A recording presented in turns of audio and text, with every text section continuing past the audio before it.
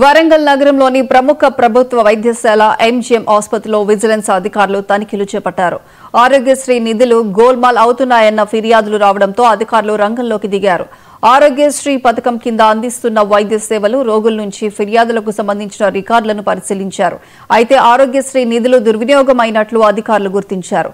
2021-24 మధ్యలో సుమారు 30 కోట్ల రూపాయల కుంభకోణం జరిగినట్లు గుర్తించారు అధికారులు.